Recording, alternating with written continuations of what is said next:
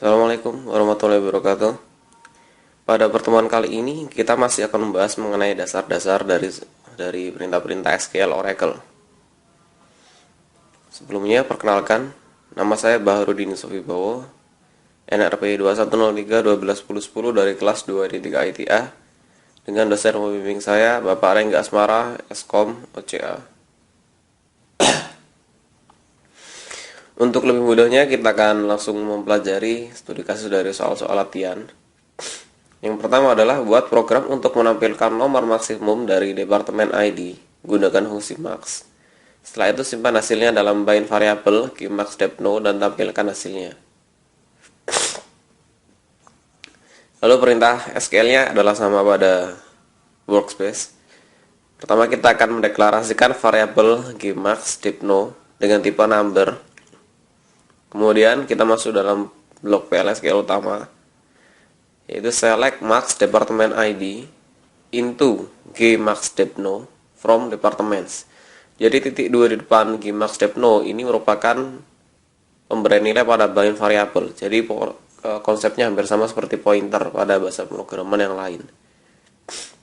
Dan pola select into itu merupakan select ini kita mengambil sebuah nilai, dan into ini kita masukkan nilai yang diambil tadi ke variabel lain yang sudah kita deklarasikan sebelumnya. Jadi kita mengambil nilai maksimal dari departemen ID dan dimasukkan pada keymax.depno dari tabel departemen. Setelah selesai maka kita akan menampilkan nilai depno, yaitu dengan menggunakan print keymax.depno.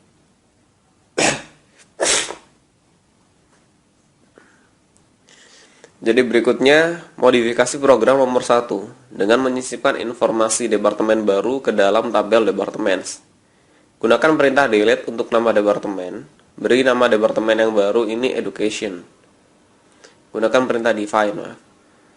Buat program untuk menyisipkan data baru dengan nilai yang telah dibuat sebelumnya, di mana nomor departemen sama dengan keymax.depno ditambah 10. Jadi misalkan 270 dia akan ditambah 10 menjadi 280. Nama departemen sama dengan soal 2A dan isi kolom location ID dengan nilai 0. Tampilkan data departemen yang baru dibuat.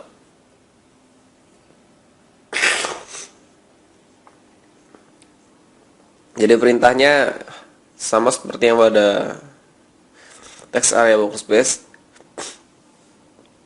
Jadi kita akan mendefinisikan sebuah variabel nama dep dan diinisialisasi dengan nilai education. Berikutnya masuk pada blok PLSQL utama bagian N. Di sini kita melakukan proses insert. Jadi insert into departments values keymax.depno plus 10. Di sini artinya adalah keymax.depno yang telah kita dapat tadi. Itu akan ditambahkan dengan 10. Dan nama departemen sudah didefinisikan di atas. Kemudian 200 di sini merupakan nilai baru, dan yang terakhir itu adalah 0. 0 ini merupakan location ID. Lalu kita akan menampilkan data. Jadi dengan perintah select. Jadi setelah diselect hasilnya akan sama seperti tabel di bawah, yaitu departemen ID 280, departemen name education, manager ID 200, dan location ID-nya 0.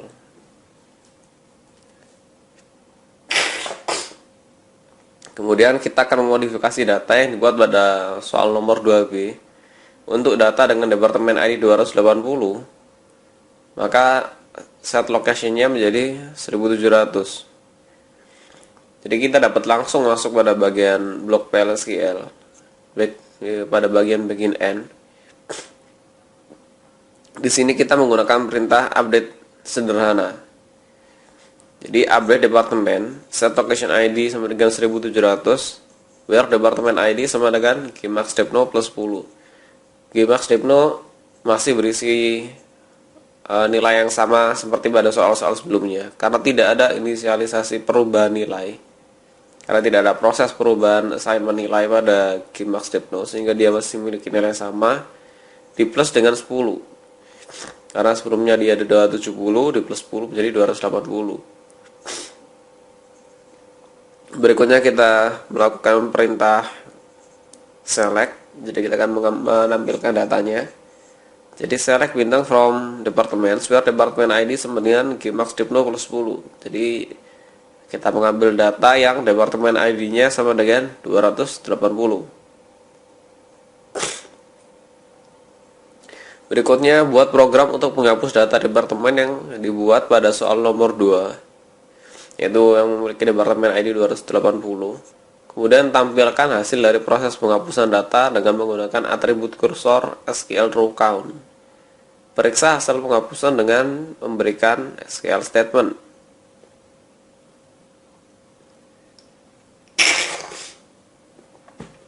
Pada workspace kita dapat melihat perintahnya, yaitu pertama kita mengaktifkan server output. Jadi untuk melihat apakah proses berhasil atau tidak. Jadi kita akan melihat apakah ada data yang dihapus itu dengan melihat row count-nya.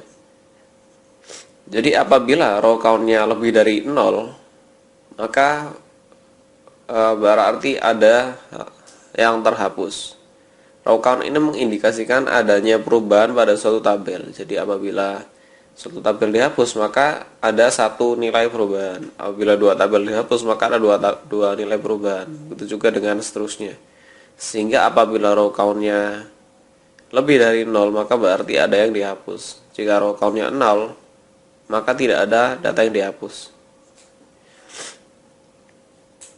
Sekian presentasi dari saya. Atas perhatiannya saya ucapkan terima kasih. Assalamualaikum warahmatullahi wabarakatuh.